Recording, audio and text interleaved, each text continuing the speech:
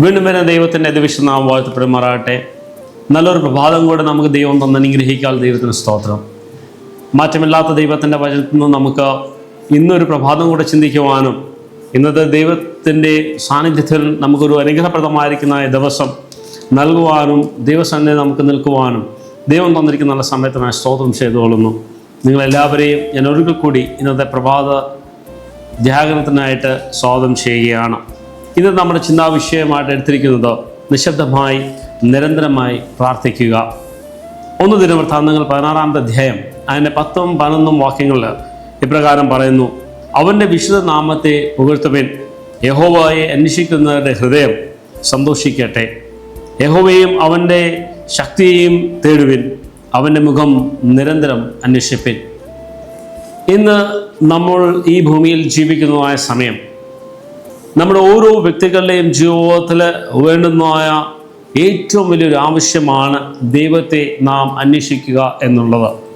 പല സന്ദർഭങ്ങളിലും നമ്മുടെ ജീവിതത്തിൽ ദൈവത്തിന് കൊടുക്കേണ്ടതായ സ്ഥാനം നമ്മൾ ആർക്കും കൊടുക്കുവാൻ നമുക്ക് സാധിക്കുകയില്ല. ഒരു പ്രഭാതത്തിൽ നാം എഴുന്നേൽക്കുമ്പോൾ പോലും നമ്മുടെയൊക്കെയും ചിന്തകളും വിചാരങ്ങളും പെട്ടെന്ന് എത്തുന്നത് നമ്മുടെ മൊബൈൽ ഫോണുകളിലാണ്. പല സന്ദർഭങ്ങളിലും ദൈവമേ, നീ എന്ന് എനിക്ക് ഒരു ദിവസം കൂടെ തന്ന് അനുഗ്രഹിക്കുന്നതിനും എനിക്ക് ദൈവസന്നിധി നിൽക്കുവാനും ശ്വസിക്കുവാനും അവിടുന്ന് ബലം തന്നതിനും സ്തോത്രം പറയുവാൻ പോലും നമുക്ക് സാധിക്കുന്നില്ല. പല സന്ദർഭങ്ങളിലും ദൈവത്തിൻ്റെ സന്നിധിയിൽ നാം വരുന്നത് നമ്മുടെ ബുദ്ധിമുട്ടുകളുടെ സമയങ്ങളിലാണ്, നമ്മുടെ പ്രയാസങ്ങളുടെ സമയങ്ങളിലാണ്, നമ്മുടെ രോഗങ്ങളുടെ സമയങ്ങളിലാണ്.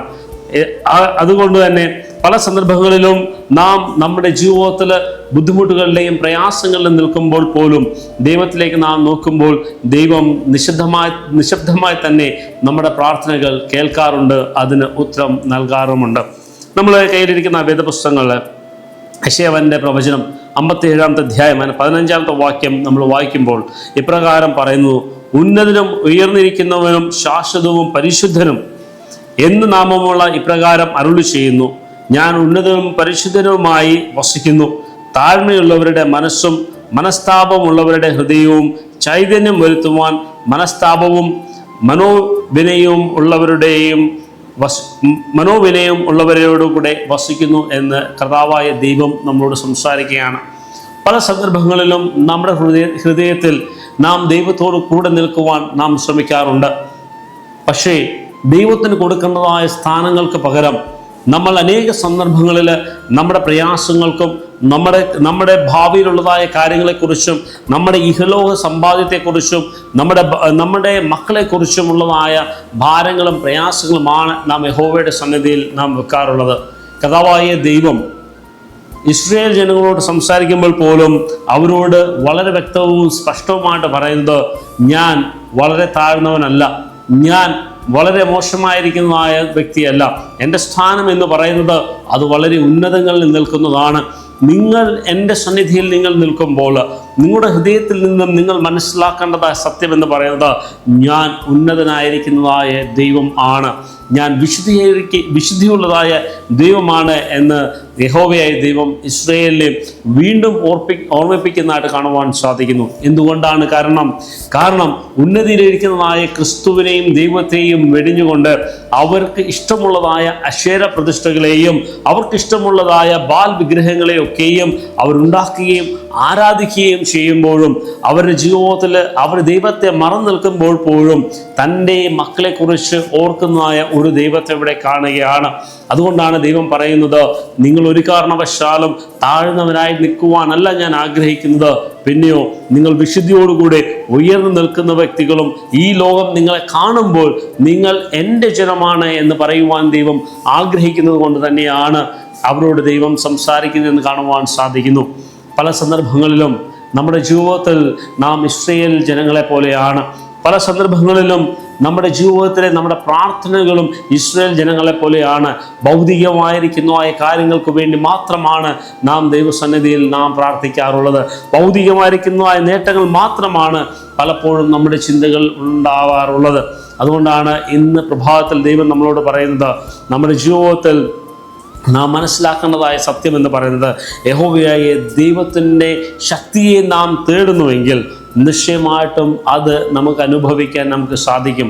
എപ്പോൾ മാത്രം നാം മറ്റുള്ളതിനൊക്കെയും അകറ്റി നിർത്തിക്കൊണ്ട്, മറ്റുള്ളതായ ചിന്തകളെ മാറ്റി നിർത്തിക്കൊണ്ട് ദൈവത്തിൻ്റെ സന്നിധിയിൽ തന്നെ നമ്മളെ താഴ്ത്തി പരമേൽപ്പിച്ചുകൊണ്ട് നാം നിശബ്ദമായി പ്രാർത്ഥിക്കുന്നുവെങ്കിൽ നിശ്ചയമായിട്ടും ദൈവം നമ്മുടെ പ്രാർത്ഥന കേൾക്കാറുണ്ട്. പല സന്ദർഭങ്ങളിലും നമ്മുടെ പ്രാർത്ഥനകൾ അത് നമ്മുടെ അധരങ്ങളിൽ നിന്ന് മാത്രമാണ് ഉണ്ടാകുന്നത്. നമ്മുടെ ഹൃദയത്തിൽ നിന്നുള്ളതായ പ്രാർത്ഥനകൾ പലപ്പോഴും നമ്മുടെ ദുർഘടങ്ങളുടെ സമയങ്ങൾ മാത്രമാണ് ഉണ്ടാകാറുള്ളത്. പല സന്ദർഭങ്ങളിലും നമ്മുടെ ജീവിതത്തിൽ ദൈവവുമായിട്ട് നമ്മുടെ ഒരു ആത്മബന്ധം എന്ന് പറയുന്നത് ഒരു ദിവസങ്ങൾ ഒരു പ്രാവശ്യം പോലും നമുക്ക് ഉണ്ടാകാറില്ല. പക്ഷെ നമുക്ക് പ്രതിസന്ധികൾ പ്രതികൂലങ്ങൾ വരുമ്പോൾ നമ്മൾ ദൈനംദിനം ദൈവസന്നിധിയിൽ നാം നിൽക്കുന്നത് കാണുവാൻ സാധിക്കുന്നു. എന്നെ കേൾക്കുന്ന പ്രിയ ദൈവമക്കളെ, ദൈവത്തോടുള്ളതായ പ്രാർത്ഥന കൊണ്ട് നാം നേടുന്നത് വലിയൊരു ശക്തി തന്നെയാണ്.